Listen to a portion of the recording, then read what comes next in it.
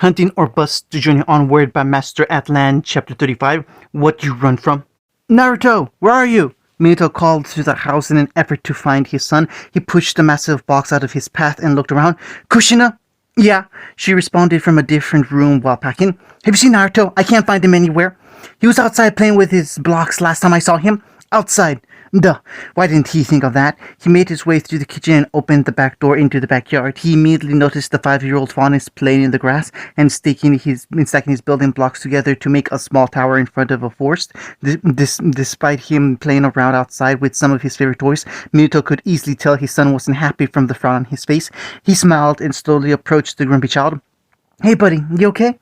He scrunched up his face a little more, and Minato got a rather definitive answer with that expression. He scratched his head in an effort to figure out how to appease the child. Listen, Naruto, I know you don't want to move, but I swear you'll really like the new house. It's got a whole other floor for us to play on, and there will be kids around your age. Minato tried to convince the little boy of the benefits of their relocation. However, the moment Naruto toppled over his own tower and crossed his arms with a hump, Minato remembered he was dealing with a child. Minato just chuckled and ruffled his son's hair, knowing he was getting a response by the tugging and happy trembling of his ears. The old blonde rounded up all the building blocks before grabbing a ball and holding it up to Naruto. Me and Mommy have to finish up a little more packing, but when we're done, we'll come out and we can all play catch. How's that sound? Naruto tried to remain miffed, but his ears flapped back up happily. Minato grinned at that and patted his head one more time before making his way back into the house while Naruto tossed the ball up by himself. The blond man started to carefully store the kitchen supplies and carefully in the boxes to make sure they didn't break. He was in no way, shape, or form a cooking man, not from lacking or trying, just some people are gifted in certain areas and others not so much. Kushina, for example, had an amazing gift with making food, and she proves that all the time with making their family delicious meals. And if he ruined any of this stuff, he was certain she'd be pissed at him. Minato took a moment after hefting the box up on the counter and looked over the kitchen and halls to see they were filled with moving boxes. There was so much to move, and there was still so much left to do, but this would be a good thing. This house was too small for them, and Naruto would start growing soon. Plus, this house was closest to the forest in the whole village, and who knows what lurks behind those trees. He wouldn't risk letting them stay here any longer. This might have been the only home they could have afforded a few years ago, but he was going to start contractual jobs under the Vale Council and their emissaries. They could do a lot more now, and they would be happier somewhere else, somewhere where there weren't still people that would look at a human Faunus family and just... Ugh, he hated those people. Another benefit of leaving this stupid little village for good, he lifted a gift box up and went to put it in the hall while sparing a glance out the window at his son. Where did he go? Minato dropped the box and darted out the door as he desperately turned back and forth to spot his son. His eyes focused in on the stray ball he had given Naruto that laid outside the forest. Roar! Beowulf. Naruto! Minato instantly transported through the trees and continued blinking in and out of existence with a yellow flash. He looked around in a panic as he heard Kushina call out his name behind him. He just focused on finding his son as he cried out, Naruto! Naruto! Wah! Minato heard the cry and quickly sprinted in the direction it came from. When he got there, he saw Naruto sitting on the floor with a red face as tears streaming down his face. He had small claw marks going up his arm, but they looked to be closing up already as he quickly embraced his son. Oh, thank God! Daddy! The little whiskered child cried into his father's shoulder and continued sobbing out in fright. Monster! It was gonna hurt me! Don't let it hurt me! Minato looked over and saw something very strange. It was certainly a Beowulf, a young one, a pup. It hadn't even grown any armor over its body yet, but that wasn't the strange part. It was dead. Its body had already started to decay into a black mist, and the injury that had felled the grim was a large shredded off part of its rib that even tore some of the tree behind it. It was killed. Don't let it hurt me, Daddy! Naruto quietly sobbed into Minato's shirt and clung to him for safety after the terrifying experience. Don't let it hurt me! I'm sorry, Naruto. Minato comforted his son and gently rubbed his head to calm him down. I'm sorry I let you out of my sight. This won't happen again. He won't ever let it happen again. I won't let anything hurt you. Hunting. The silence felt like it had gone on forever, like an eternal quiet had fallen immediately after the two had said anything. His father kept that warm smile on his face and looked just plain happy to see him again. Naruto. He didn't know how to respond. Dad. Did you say Dad? His partner was the first person to say anything as he attempted to wrap his head around the sudden development. This is your dad? That would be me, Minato responded while waving to the group of students. My name is Minato Namikaze, and I'm Naruto's father. Nice to meet you. Holy crap, this is real. What are you doing here? Naruto sounded so spooked that it was impossible for some of them not to notice. Minato has come to Beacon as my guest, Ospen elaborated to try and calm his confused student down. I was showing him around Vale, and now we're ending the tour in Beacon. Minato stepped forward and looked around the halls fondly. Now, I swear these halls are familiar, but maybe I did grow up a little more than I thought. The older man looked back down towards the group in front of him with a smile. But I know for a fact that the four-person teams are still a thing, so may I ask who's making sure my son is okay for the next 4 years? Oh, not missing out on this. Kiba quickly pushed his way up front and walked up to the older blonde. He smirked and held out his hand. Hey, I'm Kiba Inuzaka. I'm the guy that drew the short straw and has to carry him around for the next few years. Ha! That's one heck of a way to introduce yourself, the older man remarked with a grin. Admiring the spirit Kiba had introduced himself with, he snatched his hand in a firm handshake. Nice to meet you, Kiba. I'm sure this goes without saying, but please make sure to watch over Naruto for me. Kiba laughed. You make it sound like an easy job. The tattooed boy stepped aside as Tenten pulled Sasuke along to greet the leader's father. Tenten seemed to nervously fix herself before folding her hands over each other and giving him a slight bow. It's nice to meet you, sir. She tried to calm her nerves at greeting someone respectfully. My name is Tenten Tamura. I'm your friend's son. I'm on your friend's team. You're on Naruto's team as well. Yes. She gave a defeated sigh at her frustrated failure. Minto didn't seem to mind the flub as he greeted her with a kind smile. I'm glad to see there's someone on this team that will act like a voice of reason. It's very nice to meet you. Tenten seemed to abandon her earlier anxiety and smiled in return before they looked over at Sasuke. And what about you, young man? Sasuke just stared at the old gentleman in complete silence and took a moment to look him over. He realized he was being addressed and stepped forward with his hand out. I'm Sasuke Uchiha, he said flatly, still trying to size the man up and understand what was happening. Minato noticed his apprehension but didn't address it while just taking the boy's hand. It's nice to meet you, Sasuke. The Uchiha gave a silent nod and just stepped aside. Ruby stepped forward with Yang following behind, the younger girl nervous to meet a new adult but eager to greet her friend's dad. They stepped up to the taller man, and Ruby felt very conscious of the height difference before steeling herself. Hi there, Mr. Naruto's dad.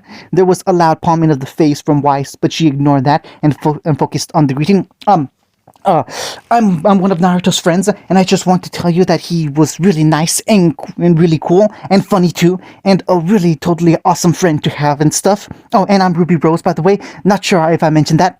There was a quick bonk to Ruby's head as Yang stepped forward. Great intro, sis. Really leaving the crowd wanting more. Hey there, I'm Yang Xiaolong, and I'm the big sister of the little motor mouth you just met. Her sister didn't appreciate that description, gently knocking her fist on the blonde's back with a grumpy pout. I'm also a friend of your kid's. He's a pretty decent fighter, but he could totally do better. And if he mentions anything about winning a spar match with me, he's lying. No, Yang's hand clasped around Ruby's mouth and grinned. He's lying. The two sisters didn't get an immediate response from the older man as he just stared at them in surprise. He looked between them in shock, and the two sisters shared a curious look. A little chuckle came out of the older man's mouth, and he quickly looked back at Ospen, who just nodded in agreement. Minato turned back and smiled. Talk about a walk down memory lane. Huh? Oh, nothing. He deflected before properly greeting the young duo. It's very nice to meet you both. The sisters looked between each other before they were pushed aside by their white-haired teammate. She wasn't Naruto's closest friend, but she had been raised to know how to greet respectable adults properly. She gave a small curtsy and smiled politely. Hello, Mr. Namikaze. It's a pleasure to meet you. I'm Waishni, and I'm pleased to make your acquaintance. Oh, Minato awkwardly positioned himself to give a courteous bow in return before they stood up properly. I didn't expect to meet another Schnee girl in Beacon of all places. Miss Schnee, I had the pleasure of working with your sister on a joint venture not too long ago. Weiss brightened up and looked positively ecstatic as the others were surprised at her reaction. Really, are you acquainted with Winter? Is she doing okay? Well, I tried to strike up a few conversations with her, but she was very adamant on staying focused on the task, and she certainly seemed like she was all right. The last I saw of her, she had just returned after killing an alpha wolf that threatened to attack our delivery. So, Yes, I think she's fine. Weiss was overjoyed to hear about her older sibling before she looked back at the rest of the group expectantly, her eyes focused on the black-clad member of their team that had failed to introduce herself yet to the headmaster's guest. That was setting the rest of their team in a bad light, and she couldn't let that image stick. Blake, she violently jerked her head towards the tall blonde. Come over, introduce yourself. Blake walked out, staring at the man in front of her in silence before she offered a small nod. I'm Blake. That was it. Weiss was gobsmacked by the lackluster introduction as Minato nodded back. It's nice to meet you. Blake still seemed wary and hesitant, but her lack of expectation changed when she was immediately pushed aside by the blur that was Nora. The short tank dashed in and surprised Minato with her sudden arrival. Hi there, so you're Naruto's old man, huh? Minato shrugged. I suppose. Man, that's crazy. Nora started circling him and looking him over curiously. Because you look super young. You look like you could totally be his big brother or something. It's insane. Nora smiled up at him and wondered, are you like one of those super ancient old guys that steals people's youth so he can stay young and beautiful forever? No. And thank you, I suppose. Minato struggled to find the right words to say to the strange girl. No, I just stay active on the job and make sure I eat properly. That's the same thing Ren suggests too. Nora dashed back and pulled her best friend forward to show the newcomer. See, he's got the smooth skin and baby face thing going on too. I think by the time he's 50, he's still going to look like a 20-year-old. Ren is so lucky. Oh, I'm Nora, by the way. Hi. Hey. Hello. This was the strange girl, but Minato couldn't help himself from laughing at her irreverent talking and joyous demeanor. Her partner stepped forward and offered his hand as Minato gladly took it. Hello, sir. My name is Lai Ren. The girl beside me is Nora Valkyrie, in case you didn't convey the full greeting. The girl smiled and waved behind them as he sighed and looked up apologetically. I'm sorry for her abrasive introduction. She's a bit of a free spirit, very, very bohemian.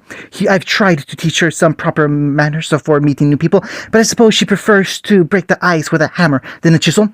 Oh, believe me, young man, I completely understand what you mean, Minato stated, patting the boy's shoulder in a sign of solidarity as the orange-haired girl happily bounced beside them. The duo stepped aside, and Minato was faced with the last two members of the large group of friends. And who might you be?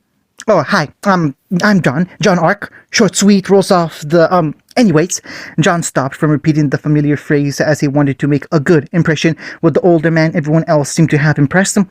I'm a friend of Naruto's, and I thought I'd let you know. Well, I mean, you probably already know, but I just thought I'd let you know anyways, that he's helped me through a lot of stuff, and he's been a really good friend. I'm glad to hear that, Minato responded, and I'm glad to hear he has so many friends he can rely on. I hope you'll stay by his side when he needs it most, John. The boy smiled and nodded before he stepped aside to allow his partner to give her greetings.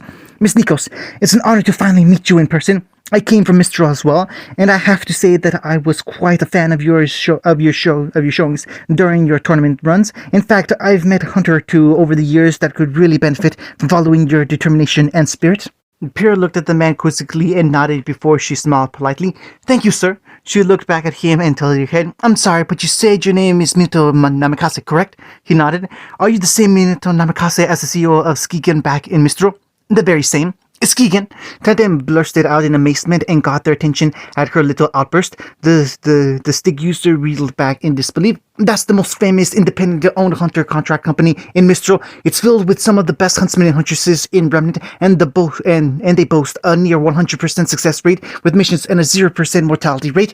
And you're the CEO and founder, Minato said with a prideful grin at getting praised by one of his son's friends. He looked back to the young lady he was addressing.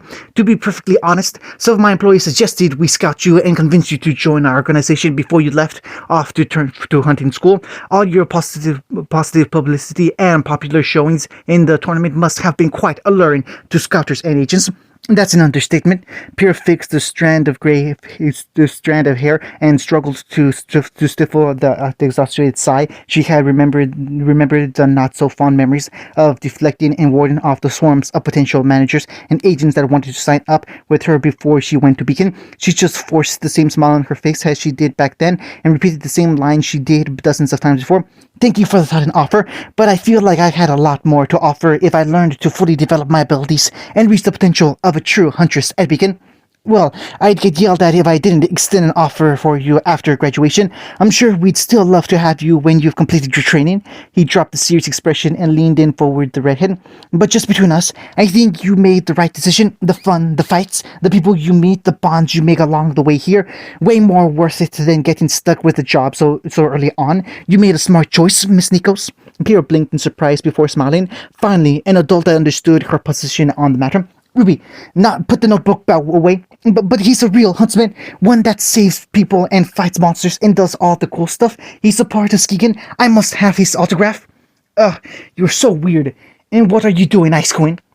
Well, I'm going to go back over there and reintroduce myself to Mr. Namikaze. You dunderhits and your complete failures to come to properly introduce yourselves to him probably left a bad impression. As a member of the Snee family and representative of the SDC, it would leave a stain on my honor to let him leave before remedying your mistakes.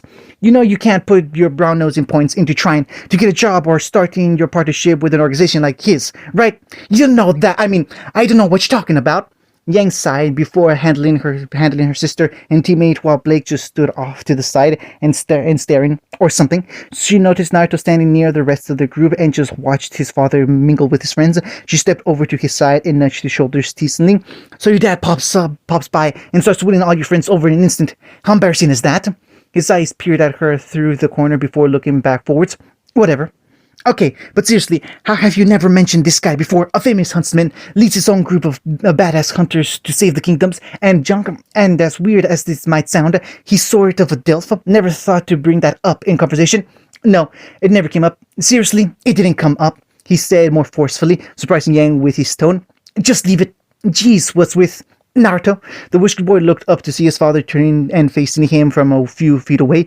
The others were watching them as Minato spoke with a happy smile. It looks like you found a nice group of friends to stick by, huh? Yeah, I know. He couldn't look him in the eye. Naruto shied away from facing him directly and decided to look down to a corner of the floor instead. The students noticed this change in the blonde's normal demeanor as Minato's face fell into a sad gaze. The older man scratched his head. Well, just so you know, I'm still in Vale until tomorrow. I'll be finishing up my business with Osman by, I'm not quite sure, 4 or 5 at the least, Osman answered to clear up any uncertainty. Oh, well, that's perfect. Minato looked hopefully and spoke with joy in his voice. Well, if you want, we could meet up sometime around then and get something to eat. I don't know if I can. I'll probably be busy tomorrow, Naruto said weakly, his eyes periodically looking back towards the man before they turned away again. It'd probably be better if you didn't waste your time like that. Oh, Minato said in return, his face falling even more before he forced a smile. Well, I already have my ticket set for about 10 at night tomorrow, so if there's any free time you think you could...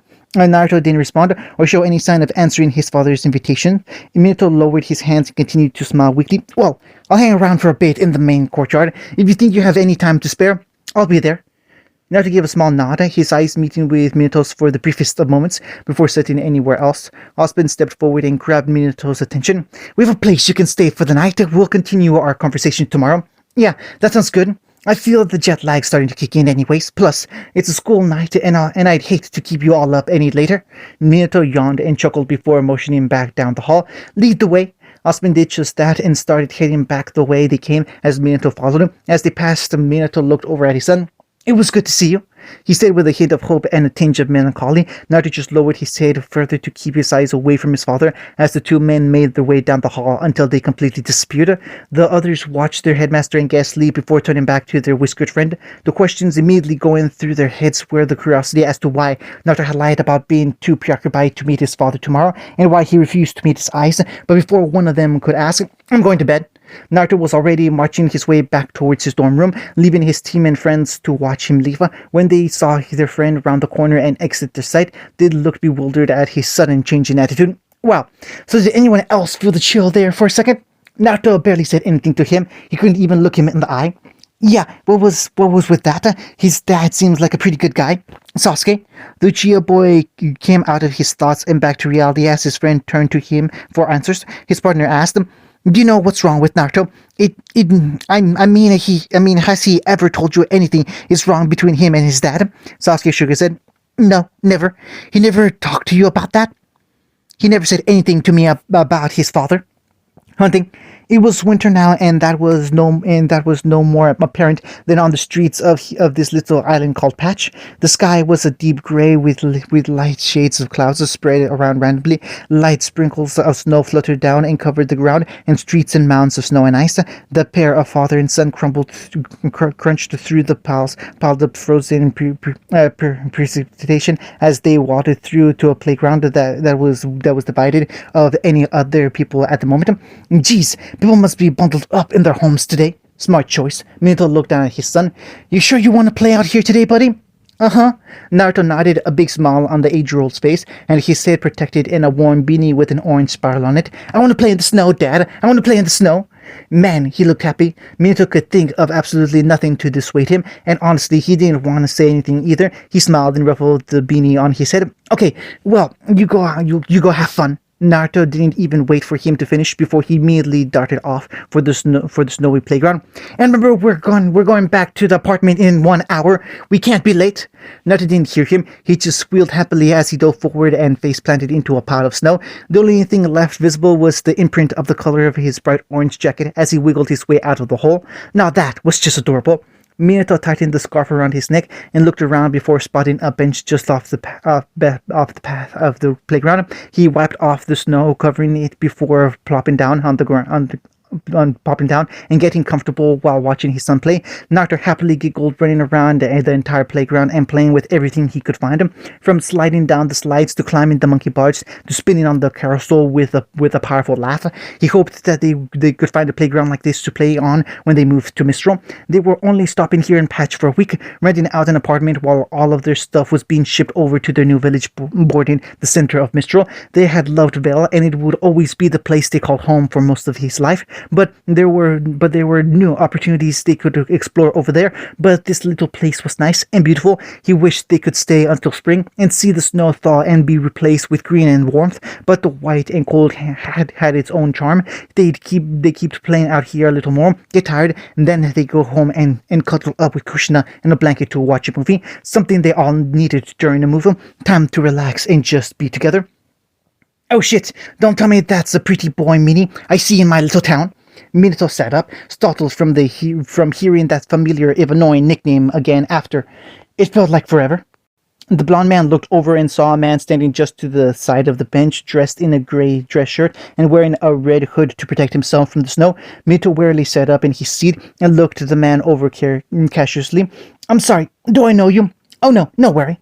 No way. The man grabbed his hood and flicked it back to reveal his spiky black hair and deep red eyes, referring to the blonde with a smirk. Even if we haven't seen each other in years, no freaking way you would ever forget this mug. Crow? Minato muttered, his eyes widened. Crow Bronwyn? Good, so I won't have to smack you until you remember, the dark-haired man said with a grin as he shook his head. Although, I totally want to smack you around a little just for old times. Old times? The blonde scoffed. Last time I checked, we never quite figured out who held the champion belt between us. Well, that's just because I was going easy on you. Didn't want to get scorned by all the ladies for beating up Pretty Minnie. Wonderful. You haven't forgotten that name. That stupid nickname was so embarrassing and ridiculous and annoying, and it was even more annoying when it started to spread. He thought graduation would have freed him from the burden of having to hear it again. Clearly not. What are you doing here, Crow? Me? I live here, man. Crow strolled over and plopped down beside him with a grunt as he stretched out his legs and leaned back comfortably, forcing Minato to shift over and give him room. I should be the one asking you what you're doing skulking around in playgrounds. Really? Minato looked at his fellow huntsman incredulously as he just shrugged uncaringly. All this time since we last saw each other, and you think I'd be stalking around playgrounds? To be honest, I thought you'd be dead. I thought a lot of us would be dead, Crow admitted as he pulled out a flask and started swishing it around. You especially. You were always so noble and strong and willing to help everyone you could. I totally thought you would die first. Crow took a swig before offering it to Minato with a chuckle. Like one of those TV shows that like to subvert expectations and kill the hero off in the first episode. That was totally gonna be you. Well, thanks for the show of confidence, he thanked with a dry, almost annoyed tone as he denied the offered drink. He looked back out at the playground. And no, I'm not here for whatever disgusting, honesty, insulting reason you think I am. I'm here with him. Crow followed his gaze and spotted the little tyke climbing up the jungle gym. The hooded man looked between them a few times before chuckling. No way, seriously, you have a brat? He nodded with pride. Well, I can't believe the same Minato from back in the day stopped chasing the ladies and actually settled down. Minato sighed and turned towards Crow. Okay, first of all, girls flirted with me and I never knew what to say. Second, nothing ever came of those flirts and I know you know that. He nodded. Yeah, but it's really fun messing with you again. He laughed wholeheartedly. I can't believe in just a few years I forgot just how delighting it is to torment you. I mean, you were always smart and pretty tough, but your social skills and trash talk seriously sucked, worse than anyone else. Yes, Crow, I remember. It was exhausting trying to readjust to his biting humor and snarky commentary again. He felt like he was back in school. He sighed, watching his breath freeze in the air before leaning back as well. What about you, Crow? That you stopped over just to say hello to an old classmate. You understand it's cold out, right? I'm out here with my son. What possible reason could you be here? Well, if you really want to know. And Crow lowered his flask and pointed out at the playground. I'm here for the same reason.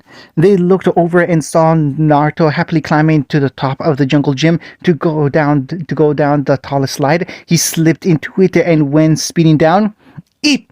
And almost directly into a little girl bundled up in warm clothes with a red hood, walking at the bottom of the slide. Naruto quickly reacted and grabbed the side of the slide and slowing himself to a halt just before colliding with the new girl. Naruto fumbled to the side and looked down at the girl that had frozen in fear, looking like she would keel over at any moment.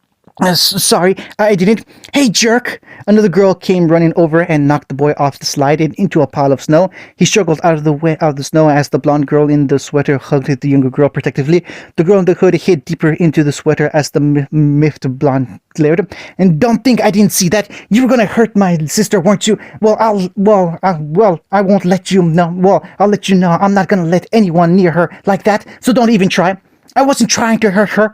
Naruto popped out of the snow. And don't call me jerk. That's a mean word. You can't call me that. Yes, I can. The blonde girl argued and hugged the shorter girl. And I'm calling you a jerk. Naruto frowned and turned away. Whatever. Hey, where are you going? Swigs. I don't want to stand around and get cooties from you stupid girls. Hey, you're the one with the cooties. Ruby, come on. We're gonna show this jerk he's the stupid boy with cooties. Ew, cooties. Yep, gross. Minato watched the strange interaction between his son and the two girls before looking at Crow. You have children? No. Well, I might. Lords know I've been accepted into a few strangers' beds during the cold nights to keep them warm and then awaken to sore mornings the next day. Crow answered, bragging and inflating his ego as Minato groaned with disgust. But no, they ain't mine. They're Tai's. Tai Yang's, that's right. The little firecracker over there is Yang Xiaolong, and Tai and Raven's kid. She can be a real pain in the butt, but God is she sweet. He smiled at the sight of his niece trying to get higher on the swing, while Naruto easily reached greater heights, and watching them from a few feet away in amazement was the little girl in the red hood. And the munchkin, that's Ruby Rose, Tai's other kid, with Summer. Minato looked at him in shock as all he could do was nod. Minato blinked and looked back at the little girl. The way her face hid in her hood, the turn of her hair, she looked like the spitting image, but younger. She was Summer's.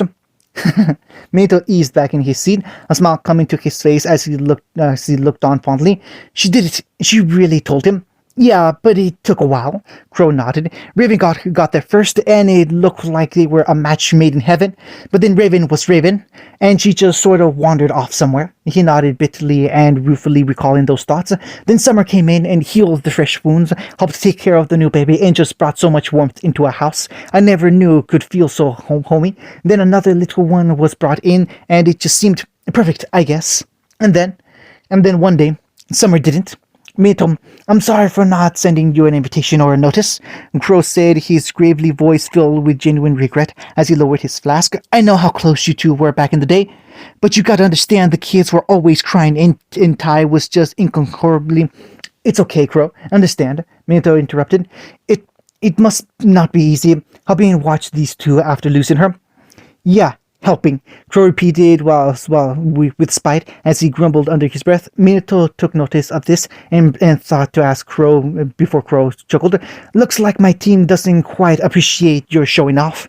They looked over and saw Yang attempting to grab Naruto while he continued to swing higher and completely outclass her efforts. He heard Ruby start to giggle and laugh. You should tell your kid to watch out. He might be pretty good on a swing, but he doesn't want to mess with Yang. She's got a pretty wicked punch. I don't think that'll do much. He looked at Minato as the man slowly shook his head.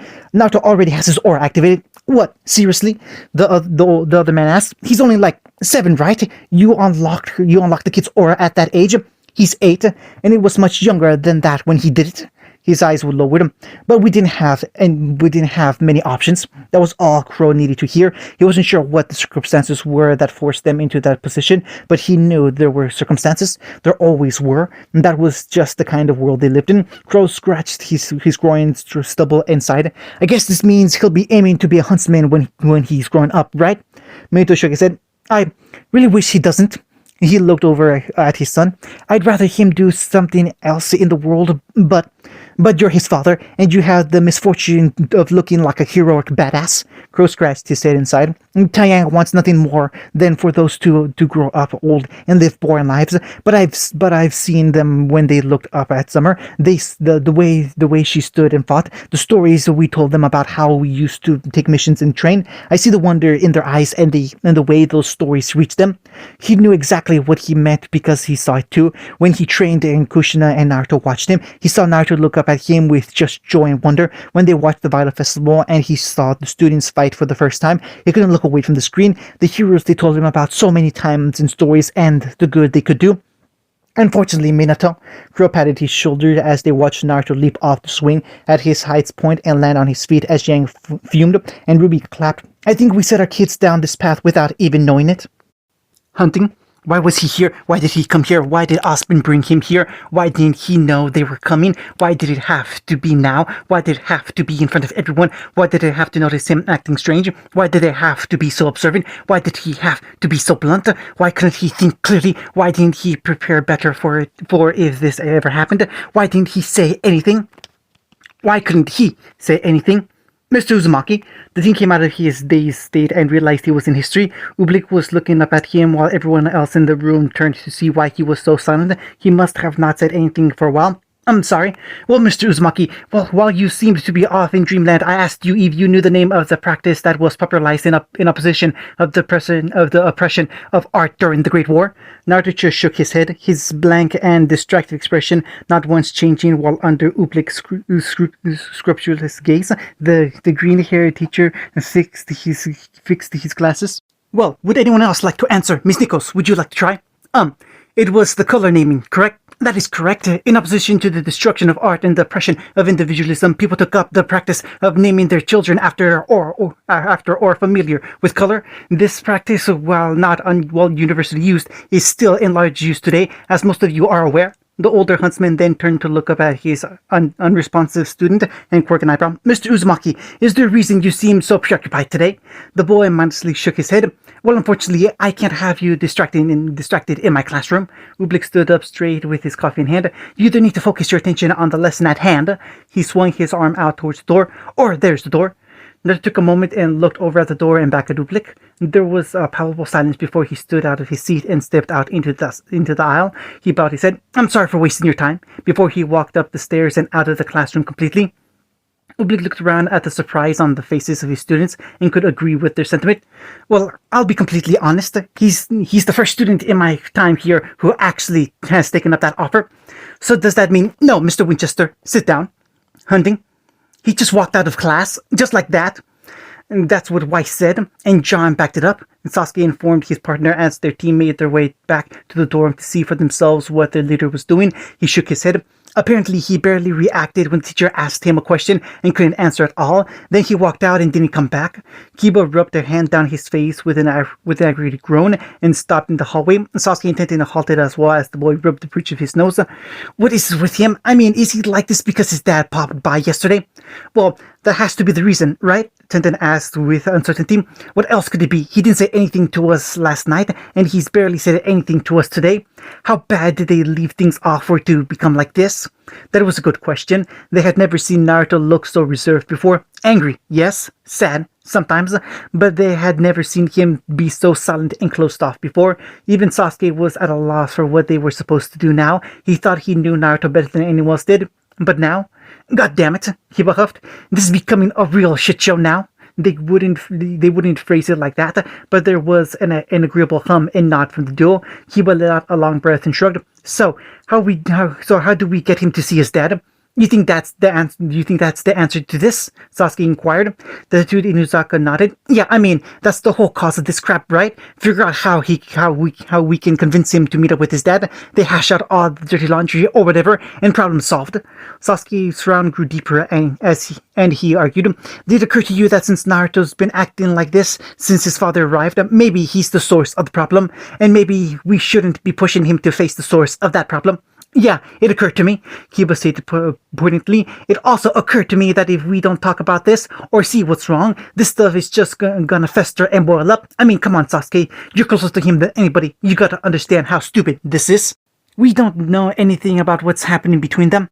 Or what if he had a good reason for pushing that man away? Sasuke stated in a fervor. Abuse, abandonment, neglect. There could be a good reason Naruto is cutting off like this. We don't know anything about what's happening between them just because he didn't tell us about his dad.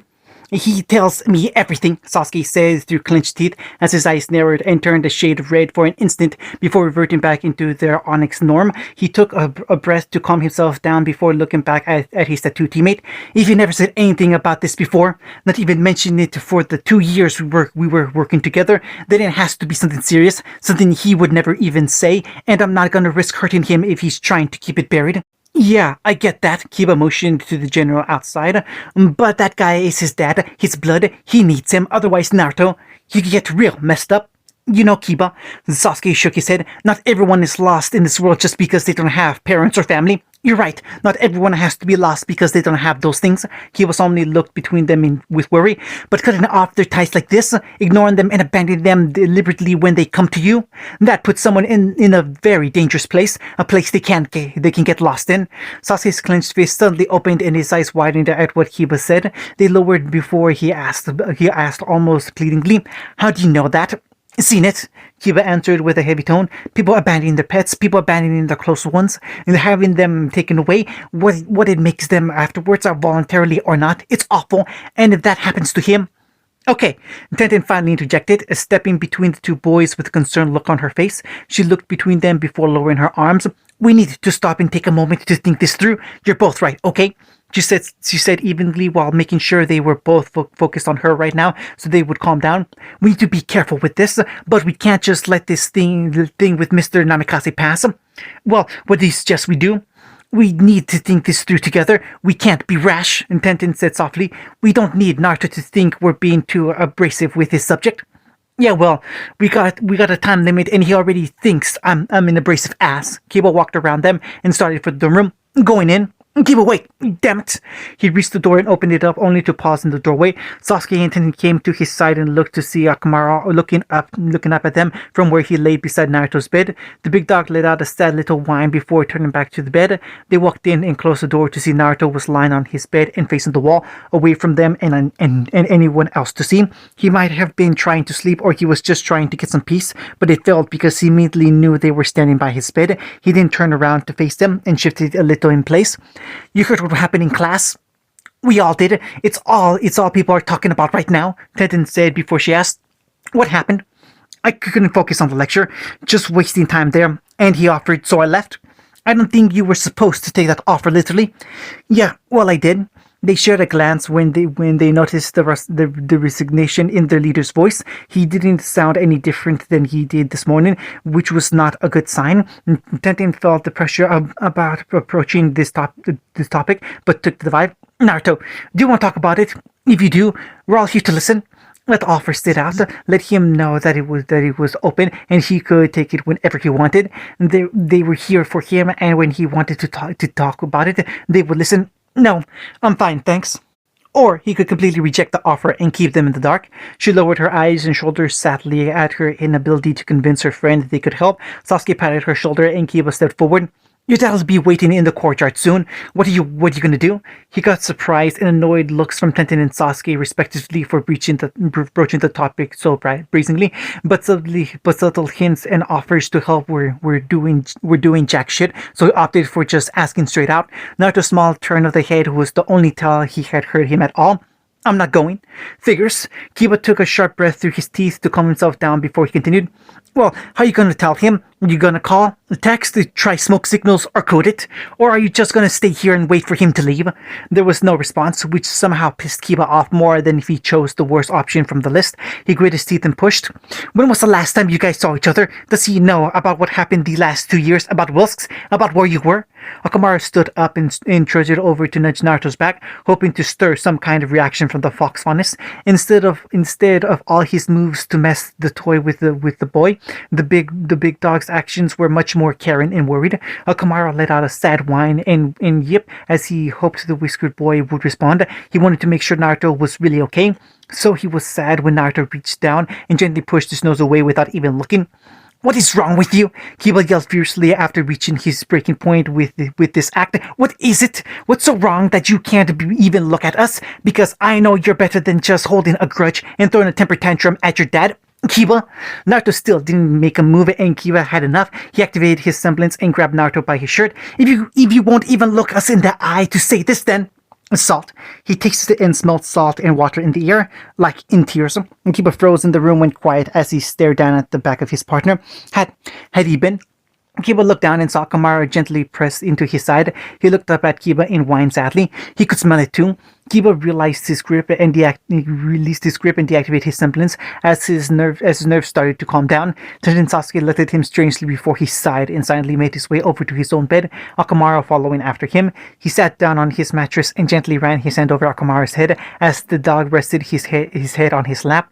He hated being quiet about something, holding his tongue while a problem just sat there and grew worse. He had always been brash because that was the best way for people to open up and talk about the problems they had. But right now, the boy looked over at his partner, his features and expression just out of sight from his position along the wall. His eyes shifted over to his teammates as it looked just as lost as he did. He pet his dog softly and muttered to himself, "Shit, they didn't know what to do. Maybe this wasn't a problem they were going to solve." Hunting. Mito made his way through the town with a smile on his face and a few bags of groceries in each hand, each one filled with an assortment of vegetables, meats, and preservatives to be put together into a delicious meal. He was going to cook tonight. Was he anxious? Obviously. Was he worried? Desperately. But was he gonna back down? Maybe if things go horribly wrong. Okay, so he wasn't the best cook in the family. In fact, in a family of 3, he took home the bronze medal when he came to cooking abilities. It severely hurt his pride to find out his 10-year-old son was more adept at the culinary arts than he was, but he also really enjoyed Naruto's cooking. But today was his day to try. He had practiced, he had taken lessons. He was going to be supervised by both Kushina and Naruto. Chances of him not burning the broth this time until him somehow chars over. Personally, he thought it was pretty slim, but it was going to be fun. What's going on over there? It looks like something happened. Minato came back from his thoughts to see some other people from around town start to gather around. It must have been some kind of show. He stopped over and joined the crowd to see. What the hell is wrong with you, kid? A man said as he helped an old ox faunus with a bloody nose sit up on the ground. Why would you attack an old man? Across from them and at the center of the attention was Naruto, panting wildly with a frantic look in his eyes. It's what he said. He's wrong. He needs to shut up. This just proves it, the old faunus said with contempt as he wiped the blood from his nose and yelped, I was right, you little bastard. Shut up. Just shut up. Calm down, kid, and watch your tone. He's the one at fault. You're the one attacking people. What's wrong with you? You little thug, hooligan. Get away or he might attack you. People started murmuring between each other as their muffled voices turned into a deafening wall of incomprehensible sound. Naruto looked around in a panic, his fox ears twitching as his whole body went rigid. Looking on the verge of passing out, he started hyperventilating before he grit his teeth and yelled, Shut up! Shut up! Shut! Mito appeared in a flash and wrapped his arms around his son, and in another flash they disappeared from the crowd, bags of discarded grocery toppling to the dirt. A moment later, they reappeared, breaching the forest on the edge of the town. Naruto quickly started back in fright before he realized his father had grabbed him and teleported them out. Dad, what were you thinking? Not to flinch, then cowered after Minato's angry voice burst out of him. The older blonde looked down at his son with a furious expression. We told you you can't fight people, not anyone, and you attacked an old man in the middle of the street. What were you thinking? And he gripped Naruto's shoulders, and the younger boy looked up at his father with fear. You have aura. You've started training. If you use those things to hurt people, then you're no better than them or the bad guys. And if you lose control, I wasn't gonna. You can't let whatever they say get to you. We taught you that. Minato yelled as Naruto seemed to tremble under his father's scrutiny. So why would you attack someone like that? Because he's wrong. Naruto whispered out through his hiccup and coughs. His eyes started to well up and spilled tears, and his voice hitched as he struggled to speak. What he said was wrong. You're not a freak for loving Mom. Mom's not a traitor for loving you. And the boy sniffled, failing to talk as the sobs started to bubble up before he choked out. I'm not a monster. He said that to a 10-year-old. I'm not a monster. Naruto cried out before he pressed into Minato's shirt and hugged him tightly. Little Fawness continued to cry out sadly, clutching into his father for security before choking out. I'm sorry, Dad. I'm sorry. It's okay. It's okay. Minato quickly hugged his son closely and comforted him as the boy cried and mumbled into his shirt. He looked back to the town center he had taken them from and felt his anger and rage build up. A moment ago, he had reprimanded his son for giving into the words and taunts of a stranger and resulting into violence. But now he was relieved that Naruto had been the one to act that way, because if it was either him or Kushina, they may have killed that man. Hunting.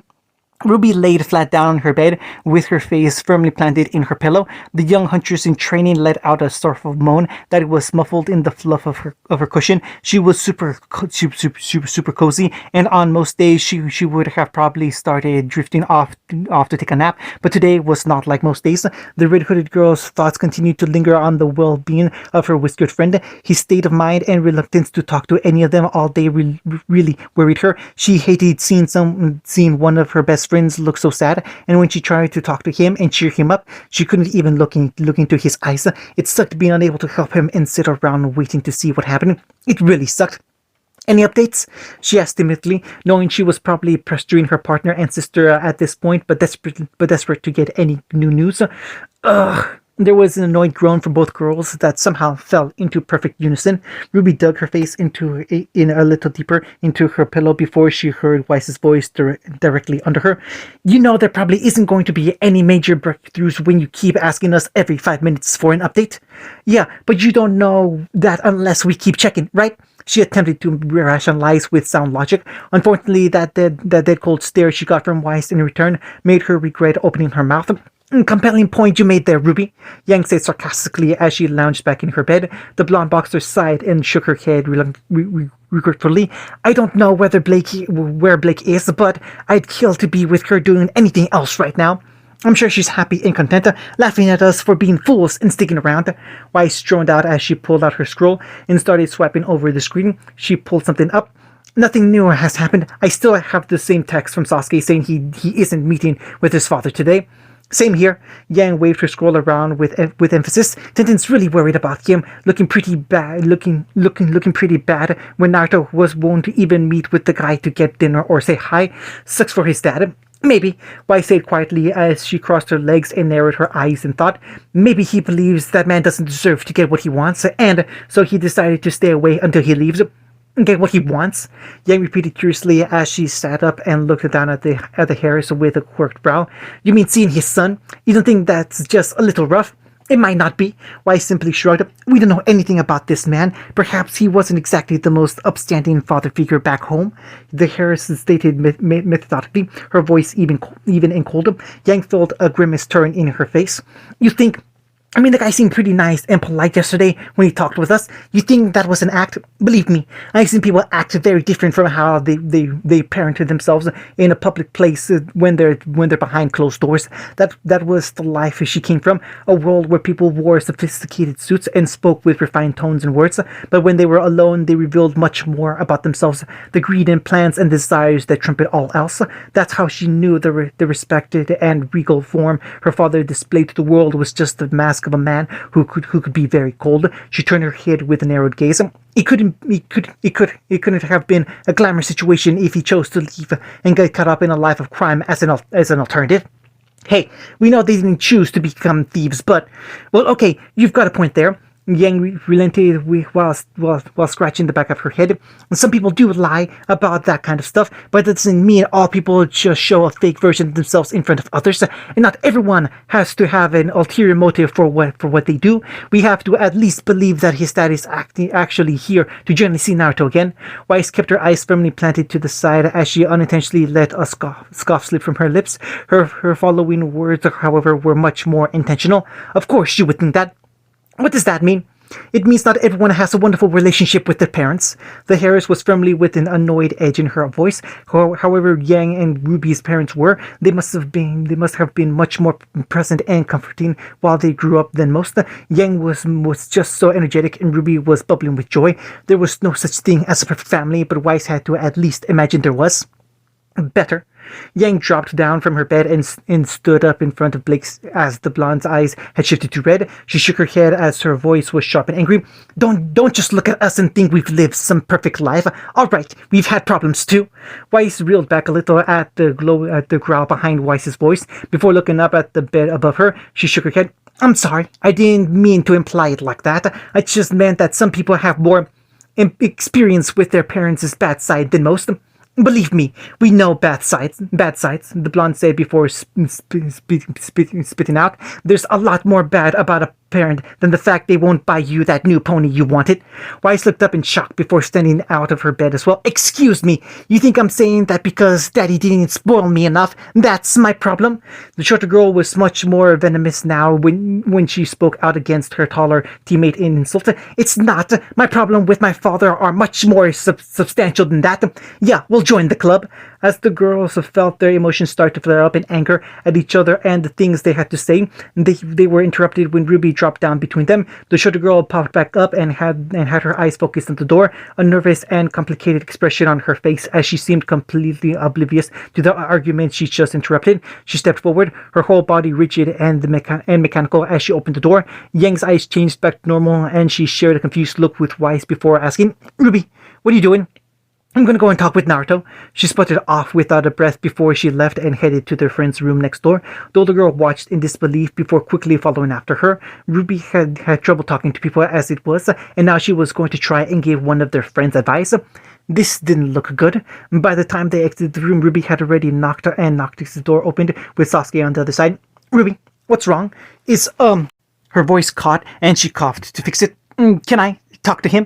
He was surprised by her request and looked over at Weiss and Yang for assistance, as the two girls were just as confused. After a moment, he stepped aside to let her walk in. When she did, she looked around the room to see everyone looked the same size and same size she was last year, with even the cat calendar hanging on the wall. She noticed Tenten sadly sitting on her bed in wait as Kiba sat on the floor, petting Nakamura as the dog rested across his legs. She looked behind the door and saw Naruto's bed with the boy in question still facing away from everyone. She stepped closer and gripped the hem of her uniform skirt. Naruto? The little boy took a moment and sat up in his bed to face her. Ruby quickly noticed the red beneath his eyes and the blank look on his face as he looked at her. He fixed his bandana. Hey Ruby, what is it? She took a deep breath, hearing a shuffle of feet as Yang and Weiss came over to the doorway to watch her. She suddenly felt very self-aware about the situation and how all of them were looking at her in wait. She started shaking nervously and felt parts of her gut sweaty. And okay, 1 sec. I need a sec. She covered her face and trembled a little. I think I walked in here without actually thinking about what I was going to say. She avoided making eye contact with Weiss's disappointed stare and just took a deep breath. She was worried about speaking. She wasn't sure if this would work, and if it didn't, then she'd probably be making other people sad too. Naruto might even get madder at her for saying anything, but she wanted to help her friend, and if this could do it. Ruby peeked her eyes over her hands to see Naruto still watching her before they slid off. She took a shaky breath and steeled herself for whatever happened next. I can't see my mom anymore. Everyone went quiet, so that means she still had their attention, and she refused to look over at Yang, fearing that if she saw the dismayed look on her sister's face, that she might tremble and stop completely. She looked back up at Naruto, who looked stunned from what she said before continuing. I loved my mom so much. She meant everything to me, and to Yang, and to our dad. She was our world, but one day she went off on a mission, and Well, she didn't come back. That was a really long time ago, and I can't remember really well what it was like around the house when she was still alive, but I'm pretty sure Yang does, and I know my dad does too. But me? She looked down, and the tip of her foot rolled on the floor as she hesitated to continue. I remember the best things about my mom. I remember she was pretty and really nice and made the best snacks, and she was my hero. But every year I get older and... She shrugged. I have a harder time remembering her, and I really don't like that. She paused for a moment before she sighed and scrunched her nose. And then there's my dad, and he's totally totally different problem. He's so overprotective and strict sometimes, and he's always on our cases when we try to have fun.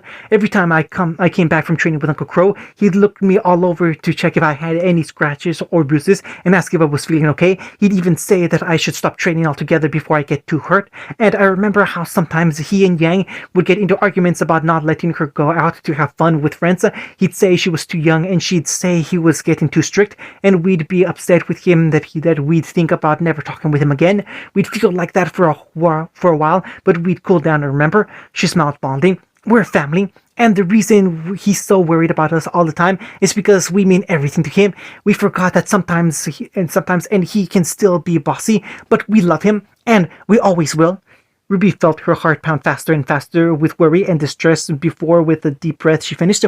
I know it's probably not the same thing you're going through, and you probably have a good reason you don't like your dad and stay away from him, but he'll always be your dad, even if you hate him, and you're strong, so whatever it is that happened between you two, I bet you could get past it, and there's a chance that maybe someday he won't be around anymore, and you'll be sad when he's gone. There are a lot of people that can't see their parents anymore, and I bet any one of them would take the chance to see them again if they could. I know I would, so please don't just cut him off like this. She stopped, taking a moment to stay in silence before she nodded while keeping her eyes on the floor. That's all I have to say. It wasn't confident, it wasn't really wise, it wasn't profound like all that cool advice people share in TV and comics, and she said it while struggling to look up from the ground as she talked about a matter she was almost completely oblivious to and not very comfortable addressing, but what she said was what she honestly believed, and she had to hope that could reach him somehow. No, you're wrong, Ruby. She flinched, hearing him so quickly tell her what she said didn't work. She was scared to look up but forced herself to see just how angry he was. But when she didn't, when she did, she didn't see a scowl or frown. He looked scared and sad, with eyes that looked like they would break into tears at any moment. She could feel the whole room focus on him as he sat on the edge of the bed and lowered his head. He shook it before looking directly up at her. I don't hate my dad. I could never hate him. I love him more than anything in the whole world. He's the guy that always made me smile and laugh.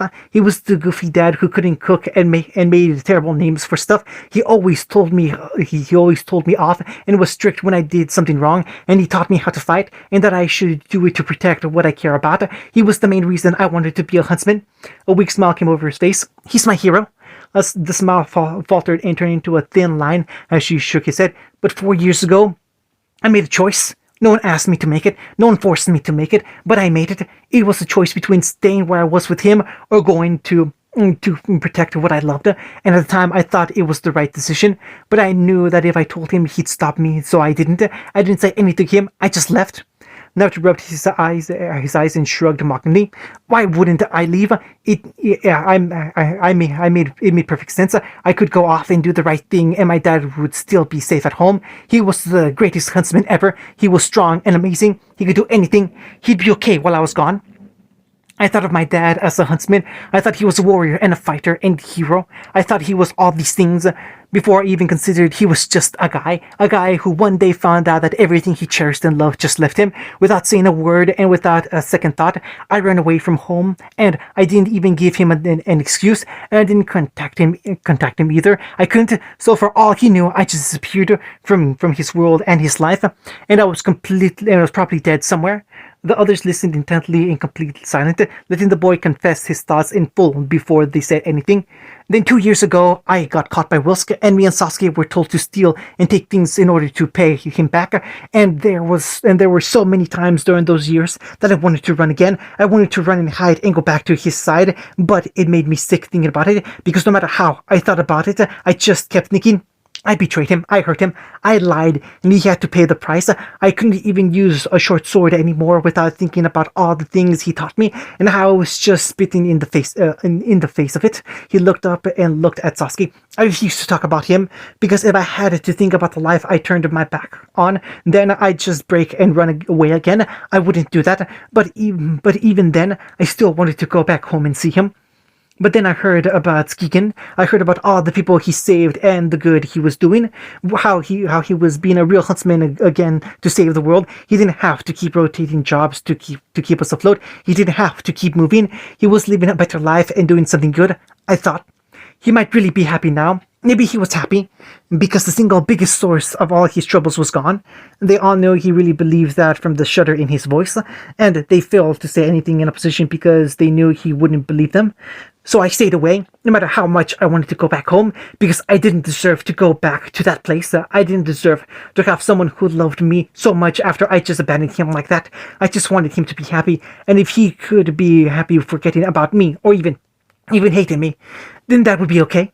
His voice was low, nearly coming out as a mutter, but clear to everyone present by the absolute silence that gripped them.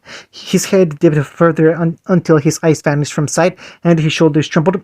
So seeing him yesterday, seeing him so close again and so happy, I don't know what happened. I couldn't say anything, do anything. I feel like my stomach twisted. I felt cold and sick, like I could throw up at any moment, and I'm scared. I want to ignore my dad, stay as far away from him as possible, because I'm afraid of what will happen if I face him again. His hands gripped his bed tightly. I want him to go on without me. I want him to be happy without me. I want him to live his life away from me, and I want him to hate me if he has to. Not to pause as his voice hitched. But I can't look him in the eyes anymore, because if I do, if I saw how much better off he was after forgetting me, that my dad actually did hate me like I thought, I don't know what I'd do. Tears started falling unbidden down Naruto's face as his body started to shake. He struggled to keep some semblance of control as he grit his teeth and closed his eyes in an attempt to stop the tears. He hated this feeling, this cold chill through his gut and spine, the hatred, the fear, the regret. He wanted to stop feeling this, start remembering just how horrible he felt. He wanted things to go back to normal, even though he knew he didn't deserve that luxury. He worried his friends, his team, and now they knew what he had done and just how terrible he was. He just wanted it to stop, even if the pain was just stifled down, even if he always had these terrible feelings brewing inside of him. He just wanted them to stop right now. He just wanted some peace. That's not true. He heard Ruby hiccup and look up to see tears running down her face too. The silver-eyed girl struggled to suppress her sobs and rubbed the tears from her eyes as best she could. She looked back at him, not with pity or disappointment, but with focus behind her teary eyes as she shook her head. That's not true. That's no way that's true, and I won't believe it. She furiously shook her head as her hair whipped about with her movement. You don't deserve to just sit like this. You shouldn't think that sitting here and suffering is gonna solve everything. Nothing's gonna be better if you have to be so sad and your dad doesn't even know it. She refused. She refused to believe this was the right thing to do. She had felt sad before, making mistakes and completely blaming it on herself. But she had Yang and her dad to talk her through, and she got better. So there had to be a way to fix this. If not, then at least some way to get him to talk to his dad again. Because any answer that left Naruto so miserable and sad was one she would not accept. What I did, it happened. You can't change that, right? And you already feel bad about it. Shouldn't that be enough? What could I say to him after all this time? Just say anything. Please, just anything. What if he really hates me? He's your dad. She choked, dreading to imagine what it would be like to be in the same position as him, as her eyes started watering again. He's always supposed to love and forgive you when you mess up. That's what parents do. Too simple and idealistic, but the kids had to believe in that sometimes. It'd probably be hard, and it'll hurt too, but you have to see him again. If you do, it'll work out. Naruto was silent, looking down at the wooden floor before looking up with uncertainty. You really think so? I have an idea, she answered with a choked laugh, as much of a smile as she could muster. I've never been a parent. It took a moment of tense silence over the whole room before a dry chuckle came from Naruto. Maybe it was the realization that it wasn't going to be easy as just going up to his dad and hoping for the best to happen. Maybe it was the feeling of dread that he knew this would only stop if he faced his dad again and accepted whatever happened. Maybe it was the fact that Ruby had basically repeated the same line he said to her the first day they met, and she was the one desperate for guidance. Whatever it was, it made Naruto laugh for a moment before stopping. Naruto took a deep breath that came out as a shaky sigh. His hands tensed around his comforter, followed by his whole body going still before he finally stood up. He took a step forward and passing her as she looked up at him, and he just focused forward. Thank you. That was the last thing she heard him say before he continued past her and out the door. Ruby stayed still and listened to his footsteps disappear in the hallway before he was gone. She lowered her head, her face softening into a mix of worry and sadness. Worry for her friend and the relationship he was going to try and fix, and the sadness at all the memories she brought up for herself, and no doubt for her sister. She turned around. Yang. She immediately found herself in the warm and comforting embrace of her sister. Before she even finished saying her name, she felt Yang's arms tightening around her protectively and could have sworn she heard a sniffle in her ear and a drop of water on her shoulder. Yang kept her face hidden from her in the hug but spoke in a soft voice. I'm so proud of you. Ruby blinked in surprise before looking over the room. She saw Weiss standing in the doorway with her arms crossed and a competitive and far-off expression as she looked away but towards them. She saw Tenten on her bed, wiping her eyes clean with a small sniffle every few moments. Kiba continued to pet Akamara softly and attempted to keep a strong look on his face. And Sasuke just on the edge of his bed, looking like he was shocked and in complete disbelief of what he just heard. Ruby just lifted her arms and returned the hug from her sister as tightly as she could. She didn't want to imagine being in a situation where she couldn't talk to Yang or Uncle Crow or even her dad, and she just hoped that Naruto could find some resolution with his own dad. She remembered something Blake said to her the first time they talked about her having a naive and childish look on the world, and what she said to Naruto might have only enforced that idea if she was here to see it. She didn't know how this would end for him, but she knew how she hoped it would turn out. Hunting, Minato silently paced around the main courtyard of the campus while taking a deep, nervous breath every few minutes. He didn't want to stop because if he did, he worried he'd start tapping his foot so hard he'd hammer into the concrete of the path, and that just wasn't something he wanted to deal with right now. Plus, how much of a jerk would he have to be to come back here after such a long time being away? And the first thing he did was tear up the courtyard. He was getting off track. What was he doing again? Alright, having a nervous breakdown. The professional huntsman continued to just walk laps around the main path of the campus to pass the time. He took a few moments to admire the statue that stood in front of the school and the architecture that still looked so pretty. He greeted students that greeted him first, either just being polite or trying to stall him while they wanted to warn Glinda that some stranger was walking around the court in the evening for no apparent reason. He finally gave in to the worry in his belly and dropped down on a bench before he lost all strength in his legs. The blond man looked around, hoping to spot some sign of his whiskered son anywhere along the path before looking down in worry. He dreaded to accept it, but he knew there was the possibility that even when he came here, Naruto might not want to meet him again. He just came and offered this get-together as a chance to prove that wrong, and hopefully he'd still get that wish somehow. Please come out. I feel like an animal in the wild being documented for its every movement. The older man looked over to the side of the bench as a pretty young girl with black hair and a bow came around to face him. He quickly recognized her as one of the students he had met last night among Naruto's friends, the one that didn't say anything. Oh, hello, you're, Blake, she quickly filled in. Blake Belladonna. Well, hello, Miss Belladonna. He quickly greeted with a nod to the young lady. He had been a bit of a habit to greet someone who he did not know with a nod and repeating their name, but that's how he did it back at Mr. O when accepting a job. He didn't get so many clients by laying back and saying sup. He turned more to face the student that continued to look him over like he was in a close examination. Is there something I can help you with? No, she simply stated. After a moment, the girl with the bow seemed much more aware of the situation and apologized. I'm sorry, I didn't mean to sound so curt or so disinterested yesterday when we met. It's just, she couldn't seem to find the right words. I'm not quite sure what I was expecting when I saw you. He tilted his head curiously. What do you mean? Well, you are human, correct? Minato was silent for a moment before nodding. Yes, and I'm sure if you're going to ask that question at all, you must know that Naruto's a faunus. She nodded. And you're a faunus as well, am I right? She nodded. She stood up taller in surprise and stuttered. How did you? I noticed your bow twitched when you apologized.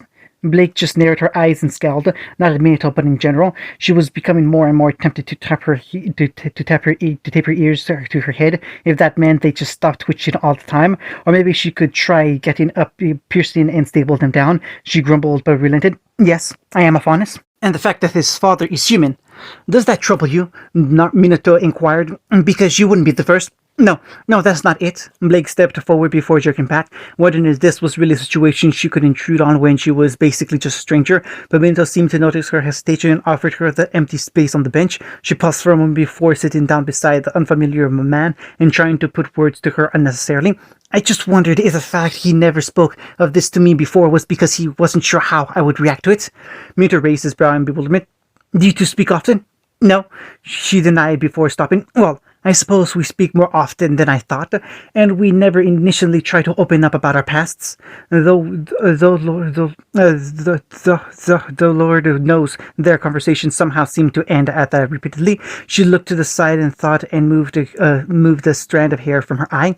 But I was curious why he never seemed to talk about or even mention his parents. He only ever spoke of you in passing, so I had believed that maybe you were both. Well, Minato nodded and looked at the young lady quizzically. What has he said about us? He mentioned that you were the one that taught him how to fight with a blade, and I believe once he said something about you not having a good sense with naming things. Well, that's just ridiculous. All the things I name are great. But the most definitive thing he has ever said about either of you would be the fact that you moved around a lot when he was a child. She looked at him. Was that true? Yeah. Unfortunately, that's true, though the man said with a tired, worn frown at remembering those memories that left him so tired and dreary. We were always moving, sometimes because I had new job offers that could provide for the family better than the last one, sometimes because people were still hesitant to accept a family like ours trying to make a home, and sometimes we moved because we just needed to move. I'm sorry. Blake apologized earnestly for the horrid display of discrimination he and his family had to endure. It wasn't bad enough when one side hated the other, but when both sides hated you for falling in love and making a family with the other race, that angered her greatly.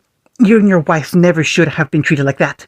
And she paled at the thought that Naruto, someone she was familiar with, had to go through something like that so young.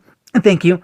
It's nice to know someone so young knows what can be considered right or wrong, bringing hope for the future. However, I should probably correct you, because we weren't married. Blake didn't outwardly react as she kept the still, calm expression on her face while she processed his words. She thought about the circumstances, the situation that would stop them from making that commitment. She just stared at him for a moment, looked aside before finally realizing, you weren't able to marry.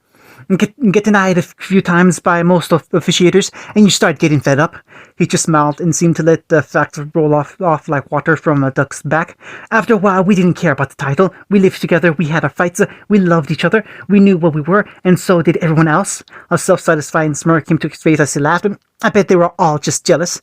Then now, and she noticed it in his voice. He was smiling and speaking with mirth, but the glint in his eyes before he looked away, and the sharp, dark finish to his words said it all. He can attempt to hide the fact as much as possible, but the truth was fairly simple. No one could handle being denied the right to call the person you love husband or wife. Blake decided to snuff those thoughts and let a small smile come to her face to agree with his statement. I suppose you're right. You sound like a very strong couple. I certainly thought so. Past tense. Blake took note almost immediately. She also noticed how the prominent smile on his face thinned out into a much less noticeable one, and staring out sadly into the courtyard with a look of longing. She didn't want to pry, but she really felt her interest peak at the topic. What was she like? She was amazing. She was always filled with energy and charged into everything with the biggest grin I'd ever seen, and she was strong and terrifying too. Always scared people away with a scowl and snarl of her teeth, and she loved Naruto, loved him more than anything in the world, which is why I was worried sometimes because she didn't have the most glamorous time growing up. Who does? She had a very strong opinion of people growing up, mostly human, but other people too. Result of having a less than. He frowned for a moment before shaking his head. Well, an utterly deplorable waste of space as a guardian, but thankfully this outlook didn't stick with her forever. But despite shedding the worst of it, she still was a bit short to meet people, and even worse, trying to trust them. And it took a long time for me to finally convince her that she could. I think she got better, and she was happier too. But you have to understand that living most of your life with a certain perspective leaves a strong impression, and even if you see things in a different light, that perspective can still be prevalent, especially when the people you have such a hard time trusting look at you and your family with spite. raised on an ideal, a singular belief with the method of philosophies backing them. She was very familiar with that lifestyle. Some people could be raised to aim for world peace, some could be bred for hatred. It all depended on the person teaching them. And it sounded like Naruto's mother's drew the short straw. She heard a sigh and saw Minato run a hand through his golden hair. As he sat further back into the bench, he lowered his head. She wanted to avoid passing that on to him. Whatever she felt or believed or hatred, she wanted her son to be born with a fresh slate, not having to feel any of that inherent rage or anger towards people that looked at him differently. I think she was hoping she could raise a son that wouldn't be burned by the same feelings she was, and I suppose I did as well. He cupped his hands together and sat forward. We taught him he shouldn't fight unless as a last resort. We taught him not to feel provoked or egged on by the things people might say to him, to take whatever came to him or was said to him with a smile, because otherwise they would win. His eyes closed for a moment and he took a deep breath. It seemed so simple at the time. He was so tough, and we thought it would work out if things kept looking as good as they did. But the time he came home with a smile on his face and his eyes red from wiping them so hard so he couldn't see, I never felt like such a failure. I didn't know what to say, what I could say, and tell him to stop doing what we asked him to do and hate the people that ridiculed him, and tell him to persist on and just ignore what was being said to him. If I just knew the right thing to do, I could have fixed everything, acted better. He wouldn't have run. The funniest girl watched the older man silently lament poor decisions and regrets he couldn't have ever possibly planned for. A lame chuckle escaped as his smile grew. He's taller. His voice got deeper too. And he wears something over his head now too. He's changed so much since I last saw him, and I never got to see that change. Blake felt a tinge of something twist in her heart as she looked at the man for a moment. She softly spoke. I'm sorry that matters led to you and him being separated like this for so long. I really wish things could have been different for you both. Blake honestly apologized and gave the older man her sympathies. Parents and children need each other. The importance of that bond can be forgotten in the heat of arguments and disagreements, but it's always there, and it always will be. She certainly believed that. And I'm sorry Naruto won't be coming to meet you today, but if you want, I can speak to him another time, and maybe you can try again. Minato was quiet before he chuckled lightly. I don't think that's necessary. Why not? He looked up. Because get to know him a little better, and you realize that he can still surprise you sometimes. She stared at him strangely before he motioned behind her. She looked back to see Naruto approaching them at a steady pace, wearing his school uniform with the jacket and tie removed, and his orange bandana still around his head. The whiskered boy looked up and quickly noticed her sitting by his father. He stood there in shock before hanging his head. Blake quickly realized that she would be intruding on the reunion and made her move back to the school. As she passed by Naruto, she heard him mutter out, What was it that you said once about me being too earnest and willing to face my problems? Do you still think that's true? You're here, aren't you? He looked up and saw the small smile she gave him to lift his spirits. She gave him a quick nod and continued down the path to leave the estranged father and son to their business. Naruto had instinctively looked at the ground and violently shook his head before looking up at his father. What were you two talking about? Well, lots of stuff. Actually, we talked about more than I expected. Yeah, she has that effect. Makes me think she could be a psychiatrist or something in secret, if she wasn't so against the idea of talking to most people. Awkward silence. Naruto coughed and exhaled slowly. Dad, I need to... Hey, hold on. Minato quickly stopped him before he could say anything else. The older man sighed and showed a nervous smile to his son. I know there's a lot we should talk about, but I did say this was a chance for us to get something to eat. Why don't we do that first? Get something to eat? Naruto would be obsessed with the idea if the alternative didn't give him such a serious sense of worry and dread. Plus, he hadn't had breakfast or lunch today, and he was very hungry. He agreed with a small nod. So where should we go? I think I know of a few places in the city if you want to try them. Actually, I got a suggestion from Professor Osman yesterday, and I think it's a good one. Hunting. Ramen. A bowl of ramen. A bowl of ramen slid down the countertop and stopped directly in front of Naruto in this little shop called A Simple Walk, a place where if you didn't know what you were looking for, you'd almost certainly miss it. Naruto just stared down at the massive bowl of delicious-looking noodles and the enticing aroma of broth. His eyes widened to the point of saucers as he stuttered, How? Apparently this place is easy to miss. Luckily, Osman knew exactly where to look. Minto stayed with a grin as he smiled and thanked the elderly owner of the joint, who quickly nodded in return before working on the next batch of ramen. Minto looked back to his son. You want to dig in? I'm okay, really. You're drooling. Naruto quickly wiped his mouth. However, it did nothing to stop the literal waterfall of drool cascading down his chin at the sight of his favorite meal in front of him. Naruto felt his spirits weaken, his willpower fade. All semblance of control simply shriveled up as his belly churned and growled desperately. He knew how long it had been, down to the second. Oh, screw it. Not didn't waste another moment and quickly dug into the bowl without hesitation. Minto watched in amazement as he devoured his noodles and drank up the broth in under a minute.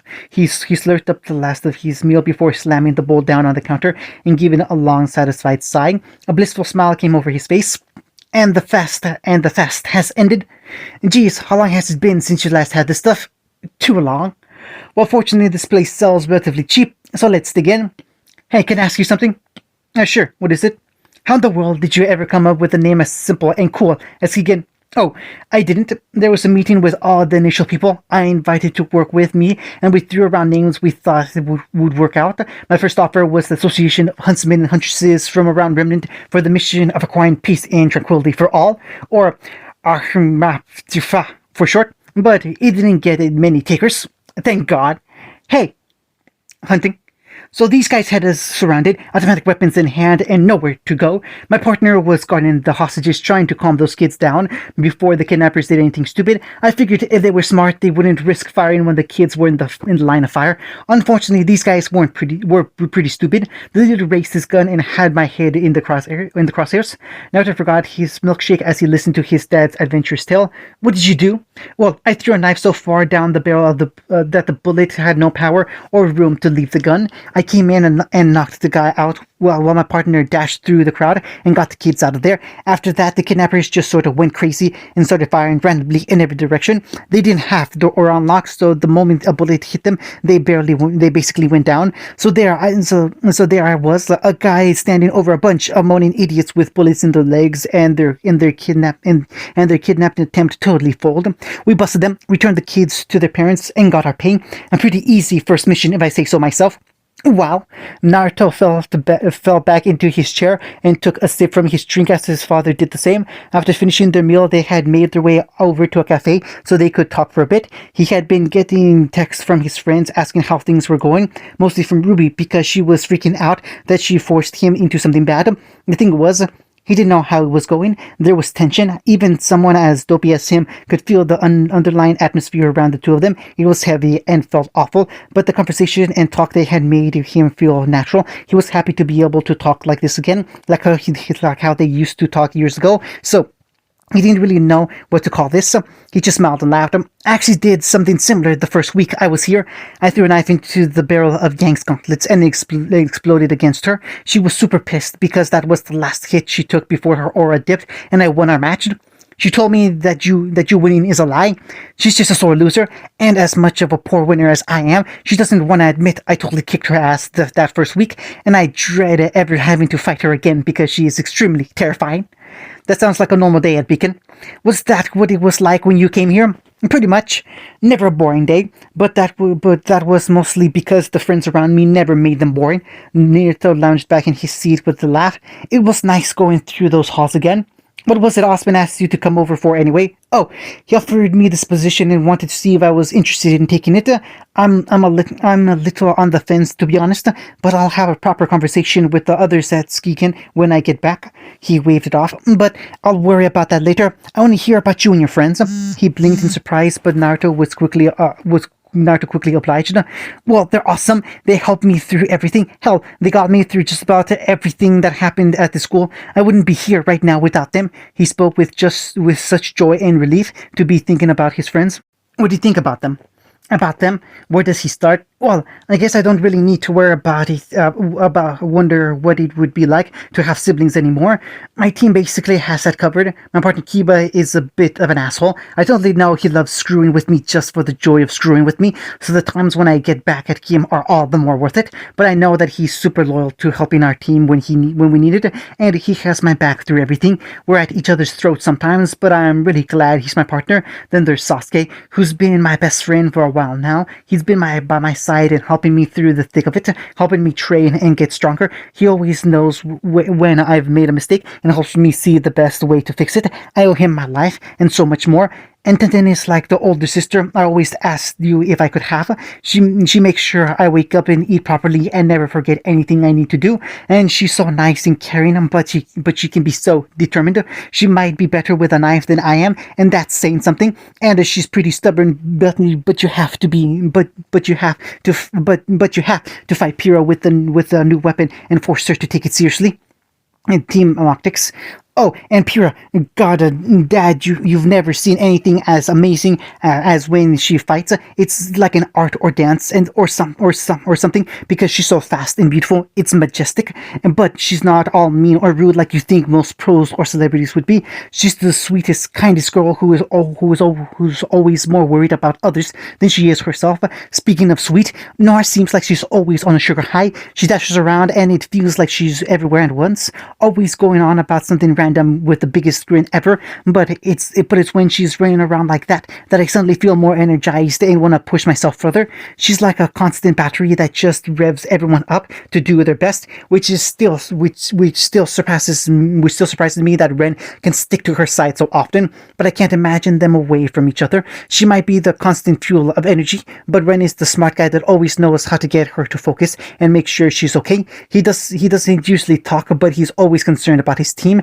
And then there's John, who's a total goofball and a weirdo, but he's so kind and honest and always doing his best. I look at him holding his sword and shield, and I just sort of imagine him standing up as tall as possible with people watching his back, like a real knight would in Team Juniper. And then you pretty much met Team Ruby, watches the stick in the mud through and through. I'm pretty sure she made an opinion about me the moment we met, and I can safely say that I haven't done much to improve that opinion, but I know she's been warming up to Ruby and helping her adjust.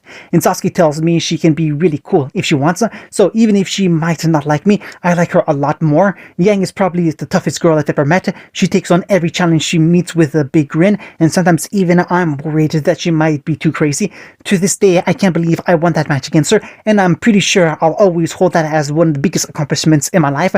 Blake, well, you saw her. She's just cool and calming, and I always find myself wanting to talk to her. And even though she can be pretty quiet, she's insightful and smart, and is always someone I can talk to. I know she probably finds me pretty annoying, but I'm glad she's my friend. And Ruby, I really don't know how to describe her. It's like I look at her being a kid and dumb and stuff, but I can see that she's going to be something amazing, the kind of huntress that changes the world. Team Ruby. Those were his friends, a group of oddballs, weirdos, misfits, and freaks that by no means should have ever met each other. Those were my best friends, and I still can't believe I was lucky enough to meet them. He spotted Minato smiling and could feel a swell of pride knowing that his father thought so too. Years ago, Naruto never believed he would have a friend in the world, and now he was surrounded by them. It's time for me to go. What? Naruto looked up and saw his father take out his wallet and start to count off Lien to pay for their drinks. He looked around and saw that it was already dark. They had been out for a few hours now. He was going to catch his flight back to Mistral. He hadn't even realized how quickly time went. Was this it? Had they finished already? What happened now? They had just been talking about the other things, this whole time. They never even broached about what Naruto thought they came to talk about. Was that it? Was it over? Would he get another chance to talk with him? Would they see each other again? What was he supposed to do? What could he say? And suddenly it came to him, like a brick landing in his stomach, like ice going through his back. He knew what to say. He hesitated, but Ruby and the others came to his mind, and he found it in himself to finally speak. I'm sorry.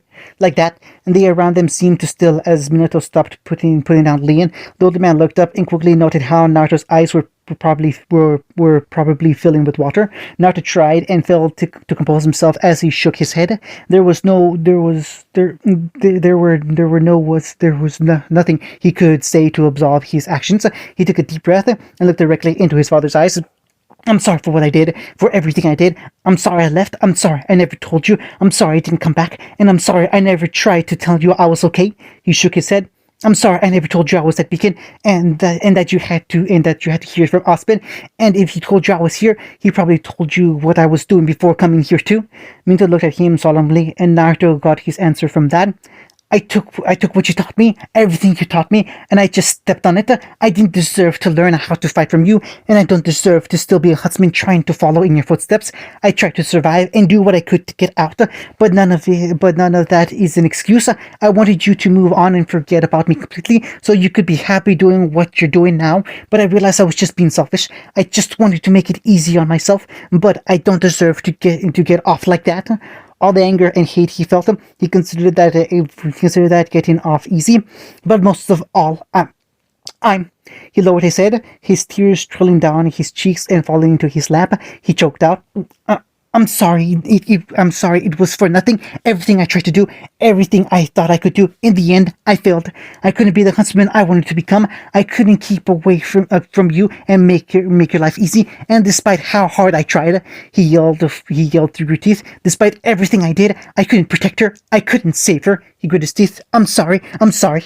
He laid it out bare. He said everything he thought he could say. Whatever happened next, he would accept it, and no more excuses. He did what he did, and now he faced the punishment. I don't know what was going to happen when I came here. I thought about it for hours on the flight. He heard his father toss the card on the table and slide his chair back. I thought about what I would feel when I saw you again. Would I feel happy, overjoyed that you were okay, relieved that you were alive, or sad that you never came home, angry that you left in the first place, disappointed that you never thought to tell me, enraged that for years I had thought you were dead? He heard his father stand up. I guess in the end, I felt all of it when I saw you. Seeing you again, I just wanted to cheer and scream and roar and cry. Seeing you, I felt every one of those emotions boil up to the breaking point again. He heard Minato's footsteps like he was walking away. Naruto dipped his head further and forced himself not to chase after him. He didn't have that right. If his father wanted to cut ties. But in the end, I knew what I felt most. Naruto suddenly felt a gentle hand rest on the top of his head, making him sit up as the hand gently patted his bandana. The boy looked up and was met with a kind smile from his father. It was pride. Pride seeing you standing there in that hall, fulfilling your dream. Pride seeing the man you had grown up to become. Pride knowing how much you've grown and the people you've gotten to stand by your side. Pride knowing you can realize your own mistakes and take responsibility for them. I know she doesn't blame you, and I don't either. We still got a lot of things to work through, but Naruto. Minato bent down a little so his forehead nearly touched his son's and grinned. I'm so proud of you. He was speechless. He felt the hand lift from his head. He watched his father smile and walk off, saying something about seeing him again soon. He didn't know. He wasn't listening. Everything around him, it just went blank. Naruto lowered his head again, his shoulders trembling. Dad! He jumped out of his chair and caught his father in a tight embrace. Minato looked surprised, hearing Naruto take a deep breath as he whispered, There's gonna be a break in a few weeks when the semester is over. It was okay. Can I come back home? Minato returned the hug. Sorry, but I moved. But you can come visit the new house if you want. I can show you around and introduce you to everyone. And there's a room for you. There has always been a room for you. Thank you. I love you, Naruto. He felt like something lifted off of his back. Like for the first time in years, there wasn't something bearing down on him anymore. Guilt, shame, it wasn't gone. He would still regret doing what he did. But right now, just right now, I love you, Dad. He was free of his burden. Hunting. So your mom and your sisters are... Yeah, dog faunist, both of them. Mom's a faunist that was human, had 2 kids with different results. Tenten and Sasuke looked at the picture on the scroll of the younger Kiba holding a Papa Kamaru, with his older sister and mother standing right beside him, with the brown ears poking up from the hair. He quickly took the scroll back and resumed petting Kamaru as he shrugged. Don't know why I brought them up. I think just hearing what Naruto said about his dad and about himself, like he was a mistake or something, really got to me. He scowled. Pissed me off. When he gets back, I think I'll talk to him about that. Tell him he was wrong to think that. Tell him I know how it feels. Probably apologize for what I was gonna do. Tenten smiled. That's nice, Kiba. I think he'll appreciate that. What do you think, Sasuke? They looked at the Uchiha and waited for an answer, but saw their swordsman looking down with a deep stare. He looked up when he noticed they were watching him in his silence. He just ran a hand through his hair before looking at them both. When I first came here, I wanted to be Naruto's partner. Kiba and Tenten's expression changed slightly, but not enough to show any form of shock. No surprise there, considering their history. I came here and tried to help him meet new people and make friends, but I was always expecting to become his partner during our times here. Don't get me wrong, you're an amazing partner, Tenten, but I just thought Naruto would be able to work with anyone else, wouldn't be able to work with anyone else if he was forced to like that. So I feel a little foolish thinking back to the idea now. Seeing just how well you two work together, it makes me realize how arrogant and conceited that idea was. Pfft, don't see why you would. He was scoffed, noticing the frustration in his teammate's tone. You'd probably be able to work with him better than I ever could. Hell, you still do. That's right, the sole female of the team agreed with that thought as she tried to relieve her partner of his sudden feelings of shame. It's natural to think about that when you come here. Sasuke, you're his best friend. Best friend, Sasuke repeated, his tone curt and a derisive bite to the words. He stood up from the end of Tenten's bed and trudged over to the center of the room as he shook his head. A best friend would know how to help and what to really do. Kiba, you approached him today with the intention of making him face his problem. Even if we didn't know the full story at the time, you believed that was the right thing for him to do. The same as you when you confronted him about us sneaking away. And Tenten, you were completely focused and worried about him. Me? The reason I said we shouldn't make him meet his father was because that was what he wanted, not what he needed. I can say things to him and point out his mistakes, but only because he already knows he's making them. That's all I really am. The wall that makes him think he doesn't have to move on or change. That's what I've always been, because that's how I've made myself. I've owed so much to him over the last 2 years that I can't imagine how imagine him being able to change so much when I thought I knew him better than anyone. I guess I was wrong. Naruto could still change and become different, grow as a person and become someone better. But what about him? What could he do? Sasuke, I've been meaning to ask you something. Tenten turned in her spot to face him better.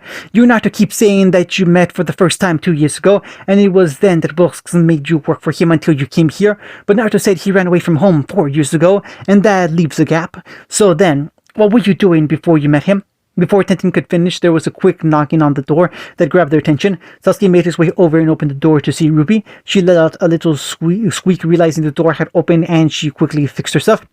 Hey Sasuke, sorry I popped over again. I just want to see. He isn't back yet, Ruby. You don't have to keep stressing yourself waiting for him to come back. Yeah, I know that. She unconvincingly tried to seem calmer and more relaxed than she actually presented herself. After a moment, she gave a tired sigh, exhausted from all the tension she had been feeling for hours. Now, without any updates from Naruto, I'm sorry for bothering you. I sort of just feel, responsible. I want to make sure I didn't screw anything up for him and his dad. You didn't, he assured her. You helped him. That's all you should think about. Yeah, I know. She didn't sound convinced, but I don't know if what I said really did any good. I mean, it didn't sound wise or smart like when Yang gives me advice. It didn't have to be smart or wise. It just had to be the right thing to say, and that's what you said, Ruby.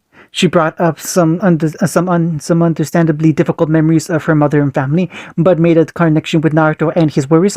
She was exactly who he needed at that moment, far more than him. How was he going to help? He couldn't exactly emphasize with her problems, considering he barely remembered anything about his parents. Ruby still looked conflicted and perplexed and to what she should do, but the two were silent.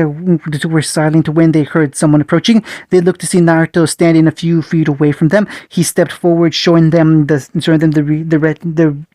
redness beneath his eyes from how much he had cried, but reassured them with the smile on his face. He greeted them with a grin. I think it worked. Ruby immediately dashed into him and hugged him tightly while her hood fluttered behind her. Naruto looked down before remembering just how worried he must have been from all her text. He smiled warmly and returned the hug in kind, and had to do it again as Tenten ran out and joined them in welcoming him back. He just kept smiling and reached his arm out to hug her too, and then felt another change in weight when Yang came running over and joined the group hug. He looked at his fellow blonde in surprise as she shrugged. Like I can't do this after that sob story. Shut up and let me hug. Okay, but you feel another way to latch on and shift them. Nora, I saw the group hug and needed to get in it. Don't move around so much, John. I'm sorry. The scraggly blonde bald with teary eyes. I heard the stories and they were sad and I need hugs. Okay. Naruto struggled to keep his balance as several people were holding him and had his arms pinned. Losing balance. Too many hugs. He saw the other members of the teams come over to their respective doors and shook his head. No one else is joining in. Ah, but you still have someone that was all worried about you. Kiba taunted a smile back over his head as he looked in the room. Akamaru, Naruto's back. As if on cue, the people that were hugging him so tightly dashed and stepped aside for safety. Naruto didn't even have a chance as a giant white behemoth completely swarmed his line of sight and smothered him. The fox found himself pinned to the floor as the dog holding him down barked and gave him a few licks of joy. Ah, he was worried about you. Kiba, we are getting rid of this stupid goddamn dog. Hunting. Ha!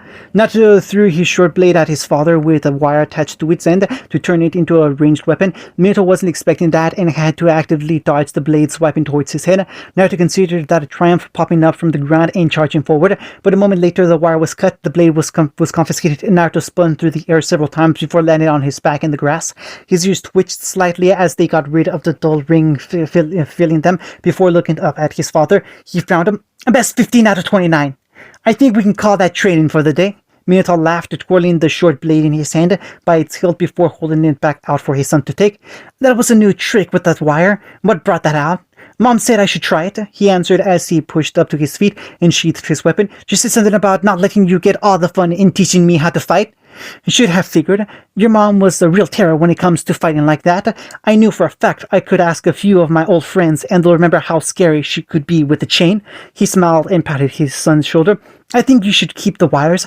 It's good to expand your skills. Makes you unpredictable. Thanks, Dad, the boy happily said as his dad ruffled his hair between his ears. He laughed and fixed his hair before looking up at his father hesitantly. He seemed to take notice and Naruto decided to go for broke. Dad, do you think I'm strong? Why would you ask that? Just curious. Minato paused and thought. Well, I definitely see an improvement in how quickly you pick up the movements and styles. Your stamina has improved a lot, and you're holding out in our spars longer and longer each time. So yes, I absolutely think you're getting stronger. Well, don't you think, Naruto scratched his cheek as his ears twitched, that I should be using these skills or for something else, something more important? Minato's smile quickly thinned and remained silent as he imagined where this conversation was heading. He looked conflicted but buried it down to ask, like what exactly?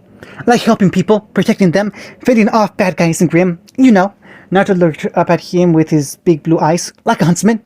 Damn, knew he was aiming for that. Minato knew that this conversation was coming. Ever since Crow had planted the thought in his head years ago, he had always been paranoid about approaching this subject, and now here they were. What I've been teaching you is how to protect yourself in self-defense. Yeah, I know, but there's so much I can be doing with these skills. I can use them for self-defense, but the self being humanity and defense being me, totally killing Grim. Defending yourself against a thug or a robber is very different from fighting Grim. I've killed Grim before, yes, while under my supervision, but I never needed your help killing one. When you're a hunter, you aren't just going to have to fight one Grim at a time, or even 2 or 3. There will be hordes of them surrounding you on every side imaginable. I know that, which is why I want to get stronger and learn the skills I need to fight them better. It's not just learning how to fight needed to become one, Mito said firmly. Hunters must utilize their aura to protect themselves and others until the last of it is gone, and they need to use their semblance to help them fight and push on even further. He wasn't trying to be cruel or disheartened. He was only telling his son the truth. And with the way yours works, you'll be at a major disadvantage with both. I'm sorry, my aura can heal me. He interrupted almost despairingly with a fist pounding on his chest. I might not be protected from injuries, but I can get back up and fix them better than anyone else. But if that's not enough, then I'll just learn to fight without getting hit. I'll be fast, quicker, more agile, and since my semblance won't help, then I'll become stronger and better with my swords. I just need to make up for what I lack with more work. So please, Dad, let me become a huntsman. Mito didn't answer immediately, just watching his son look up at him with such hope after his earnest confession. His hopeful blue eyes and flappy ears would have worked against him for any normal request or circumstance, but this was no joking matter. If Naruto wasn't prepared for this, or failed somewhere along the line, why do you want to become a huntsman so bad? You could be anything if you wanted to be, so why that? Because that's what I want to do, Naruto answered without hesitation. I want to prove that I can be strong like you. I want people to see me not as a faunus, but as a guy that will help no matter how bad things get. I want them to look at me as a huntsman and maybe help them to look at other faunus like people do. And I want to do this because I want to help people. He made a fist and looked down at it. If I have the strength and skill to help people and do something, should I use that to the best of my ability? Isn't that what anyone should do if they can? Help others? He looked up at Minato, his eyes hardened with resolve and a firm nod. I want to become a huntsman. Nothing was said between them for almost a minute. Naruto couldn't say anything else. He said what was on his mind and everything he could think of to help prove his point. Now it was up to Minato to react. The older blonde sighed and covered his eyes with his hand. He shook his head tiredly. You have to apply for a training school. Naruto perked up with a big smile. I can do that. Any is fine with me. No, if you're going to apply for one, it has to be one that's good and trains you the best. I think Sanctum will be the best choice. Oh, okay. And after every day when you come home, you're training with me again. Minato lowered his hand to show the stern look in his eyes. And not this easy training we've gone through. I mean the real hard stuff. That's fine. I'll retrain more when I can. Nothing that simple. I mean the scary stuff. The kind of training that'll probably make you hate me. Minato gave a challenging smirk. Are we clear? Absolutely. And we'll have to upgrade your weapon a little. A blade is fine, but when you're out there fighting Grim and other serious fighters, you need every edge you can get. So should I get something like your dust daggers? Hold on, kiddo. Those are expensive, and I only use them for serious jobs. Minato chuckled. We'll figure something out, but first, let's get back home. Mom's gonna be angry if we stay out too late. So is that a yes? It's really up to you if you want. Yes, I'm going to be a huntsman. Naruto flipped through the air and ran around like an excited child as his father just watched and laughed. He came running back up to him and grinned. Dad, when I'm a huntsman, let's go on a job together. We'll show them just how awesome we are. By the time you graduate, I'll probably retire. Leave the rest up to you. Oh, okay. And he grinned again. Then I'll promise I'll become the best huntsman ever, Dad. One you can be proud of. Minato looked down at his 12-year-old son and smiled while patting his head. I already am. End of chapter 35.